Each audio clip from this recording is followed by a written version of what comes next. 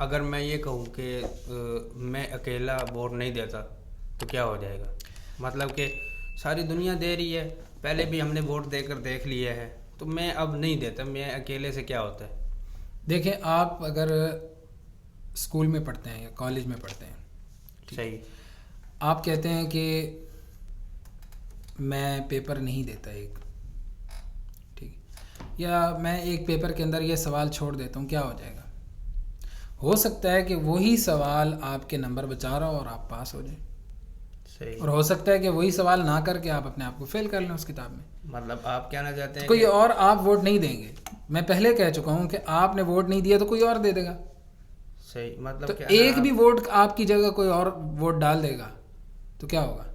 آپ کے ایسا کوئی آدمی آ جائے گا جس کو آپ نہیں چاہتے کہ وہ آئے. صحیح، تو آپ جانتے بوجھتے ہوئے ایک نقصان کر بیٹھیں گے، اور یہ ایک گناہ سمجھا جائے گا وہ اس صورت میں کہ یہ گواہی تھی، ایک شرعی تقاضا تھا، اس شرعی تقاضے کو آپ نے پورا کرنا تھا اپنی طاقت کے مطابق، وہ آپ نے نہیں کیا، تو آپ نے ایک گناہ کیا، اور وہ کیا ہے؟ جھوٹی گواہی. آپ نے ایک گواہی، آپ کو گواہی دینے کے لیے بلایا گیا اور آپ نہیں گئے، وہ بھی جھوٹی گواہی ہے حدیث کے مطابق. اور ایک جگہ آپ نے گواہی دی لیکن غلط بندے کو چن لیا. دوسرا، بعض دفعہ ایسے ہوتا ہے کہ لوگ یہ سمجھتے ہیں کہ چونکہ ووٹ کی کوئی ضرورت نہیں ہے، یہ ایک دنیاوی معاملہ ہے. چلیں، دنیاوی معاملہ ہے، لہٰذا خالص دنیاوی معاملہ ہے، اپنے رشتہ داروں، اپنے محلے والوں، اپنے بعض جاننے والوں کی وجہ سے بعض لوگ ووٹ دیتے ہیں. جہاں وہ دے رہے ہیں چلو وہیں دے دیتے ہیں، محلے والے جہاں دے رہے ہیں وہیں دے دیتے ہیں، خاندان والے جہاں دے رہے ہیں وہیں دے دیتے ہیں. اس کا نتیجہ کیا ہوتا ہے کہ خاندان کے پیچھے لگ کے اس نے ووٹ تو دے دیا. جی، اکثر ایسا ہوتا ہے کہ مثال کے طور پہ کوئی خاندان ہے نا، نون لیگ کا ہے، میں مثال دے رہا ہوں ایک، یا دوسرا خاندان ہے جمعیت کا ہے، یا تیسرا ہے یا کس کا ہے، پی ٹی آئی کا. تو اب وہ ہوتا یہ ہے کہ میں خود بذات ایک پارٹی کو ووٹ دینا چاہتا ہوں، لیکن میرا جو خاندان ہے وہ ایک پارٹی کی طرف جھکاؤ ہے ان کا، مطلب وہ ہمیشہ انہی کو دیتے ہیں، چاہے اس میں خسارہ ہو اس پارٹی میں، چاہے فائدہ ہو، جو مرضی ہو جائے وہ اسی کے رہتے ہیں. اس کی کیا وجہ ہے کہ پھر ان کے ساتھ ہمیں بھی طبعاً اسی پارٹی کو ووٹ دینا پڑتا ہے؟ یہی تو میں سمجھانے کی کوشش کر رہا ہوں کہ ہم کسی کے ماتحت ہو کر یا کسی کے پیچھے لگ کے صحیح، غلط ووٹ کا استعمال کر رہے ہیں جو کہ شرعاً جائز نہیں ہے. پھر خاندان میں خاندان والے بدنامی ایک ہوتی ہے. طرف جا رہے ہیں، ٹھیک ہے، خاندان والے 10 بندے مل کر کوئی گناہ کر رہے ہیں، تو آپ اس لیے وہ گناہ کرنا شروع کر دو گے کہ 10 بندے وہ کر رہے ہیں. صحیح، وہ جھوٹی گواہی دینے جا رہے ہیں، چاہے وہ کوئی بھی پارٹی ہے، وہ ایک جگہ جھوٹی گواہی دینے جا رہے ہیں اور ایک آدمی کے پیچھے لگ کے جا رہے ہیں کہ یہ ہمارے خاندان کا ہے یا خاندان والے اس کو ووٹ دے رہے ہیں، تو وہ ایک غلط کام کرنے جا رہے ہیں. آپ محض اس وجہ سے ان کے پیچھے جا رہے ہیں کہ چونکہ وہ جا رہے ہیں ہم بھی جائیں، تو آپ یہ گناہ میں ان کا ساتھ دے رہے ہیں. صحیح، مطلب کہ اگر باپ کہہ دے پترا تو چنگی نہیں کی تھی، جو ہوتے ہیں نا بعض علاقے ایسے ہوتے ہیں کہ باپ اور پارٹی کو دے رہا ہے، پورا خاندان اور کو دے رہا ہے، خود بندہ کسی اور. دیکھیں، اللہ تعالیٰ نے قرآن مجید میں فرمایا کہ تمہارے والدین اگر تمہیں شرک کبھی کہیں تو شرک نہیں کرنا، والدین کی جو ہے بدسلوکی نہیں کرنی. آپ ان سے اچھا سلوک کریں، جب وہ کہیں تو آپ ان کو کہہ دیں اچھا جی ٹھیک ہے، آپ جیسے کہہ رہے ہیں ویسے ہی ہوگا، لیکن کریں وہ جو شرعاً آپ کے ذمہ ہے. صحیح، سچ کا ساتھ. بات اور ہے کہ جس کو میں ووٹ دے رہا ہوں اگر وہ نہ اہل ہے تو میں بھی تو گناہ گار ہوں نا. وہ تو دن میں کتنے گناہ سرزد ہوتے ہیں. دیکھیں، بات گناہ گار کی نہیں ہے، صرف گناہ کی نوعیت کی ہے. صحیح، ایک ہے میرا، آپ کا، یا کسی شہری کا گناہ کرنا. مثلاً ایک شہری چوری کر رہا ہے تو اس کی چوری کا نقصان ایک آدمی کو ہوگا، 2 کو ہوگا، 3 کو ہوگا. ایک آدمی دودھ میں ملاوٹ کر رہا ہے، اس کے دودھ میں ملاوٹ سے نقصان ایک محدود افراد کو ہوگا.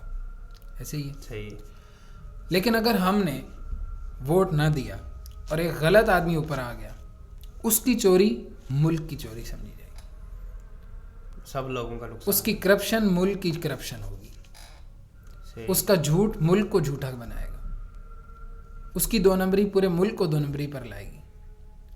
اور اگر ہم صحیح بندے کا انتخاب نہیں کریں گے تو جو انفرادی طور پہ گناہ ہو رہے ہیں ان کو تو اور فروغ ملے گا. لہٰذا میرے گناہ کی نوعیت اور ہے اور اس کے گناہ کی نوعیت اور ہے. صحیح. وہ جس سطح پہ بیٹھا ہے وہاں اس کا جرم بڑا ہو جاتا ہے.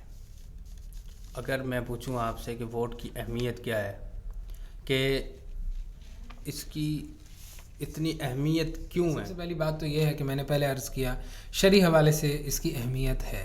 صحیح. آپ مانیں یا نہ مانیں، یہ ایک اہم چیز ہے. آپ نہیں دیں گے کوئی اور دے دے گا، یہ آپ نہ سوچیں کہ کوئی فائدہ نہیں ہے، کوئی کچھ نہیں ہے. یہ آپ کو ہر ایک نے اللہ کے ہاں جواب دے ہونا ہے کہ تمہیں اپنی بساط کے مطابق کیا کیا. ابھی میں نے یہ جو آپ نے سوال مجھ سے پوچھا کہ وہ ہم بھی تو گناہ گار ہیں، اور بالکل دیکھیں نبی علیہ السلام نے ایک مرتبہ فرمایا کہ صحابہ کرام سے کہ کیا میں تمہیں بڑے گناہ نہ بتاؤں؟ تو نے کہا جی یا رسول اللہ. آپ نے فرمایا کہ شرک کرنا نمبر 1، نمبر 2 والدین کی نافرمانی کرنا.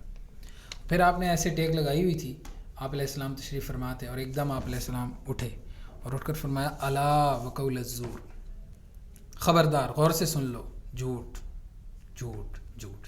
آپ نے اس کو بار بار دہرایا، جھوٹ. اور بعض روایات میں آتا ہے جھوٹی گواہی. یہ بخاری میں بھی ہے، مسلم میں بھی ہے، الفاظ آخر میں مختلف ہیں. بعض میں آتا ہے جھوٹی گواہی، بعض میں آتا ہے جھوٹ. تو کبیرہ گناہوں میں بھی آپ علیہ السلام اس پر کیا ہوئے؟ اٹھ کے سیدھے ہو گئے. تو یہ اس گناہ کی گھناؤنا ہونا جو ہے وہ بتا رہا ہے. تو ہم یہ کیسے کہہ سکتے ہیں کہ ہم غلط ووٹ دیں یا ووٹ نہ دے کر ایک غلط آدمی کو آگے لے کر آئیں، تو یہ کتنا بڑا جرم ہوگا ہمارا. اس حوالے سے بھی یہ اہم ہے. دوسری بات کہ آپ دیکھیں وفاق المدارس نے اس پر چھٹیاں دی ہیں، اپنے امتحانات کو مقدم کیا ہے. اس کی وجہ سے نصاب کو ختم کرنا کتنا مشکل ہو گیا ہوگا، لیکن سارا کچھ پیچھے کیوں کیا جا رہا ہے؟ اس سب کو کیوں برداشت کیا جا رہا ہے؟ تاکہ ووٹ لوگ دے سکیں، تاکہ یہ قیمتی ووٹ جو ہے یہ جا کے جو ہے وہ صحیح بندے کے انتخاب میں مدد ہو. صحیح. تو یہ اس کی اہمیت کی واضح دلیل ہے. تو ناظرین اسی کے ساتھ ہم اختتام کرتے ہیں کہ آپ کو بھی پتہ چل گیا ہے کہ ووٹ کی اہمیت اور شرعی حیثیت کیا ہے، جو کہ مولانا ذیشان صاحب نے بتا دی ہے. اور انشاءاللہ اللہ تعالیٰ مجھے بھی اور آپ کو بھی اس پر عمل کرنے کی توفیق عطا فرمائے. جزاک اللہ خیر. السلام علیکم.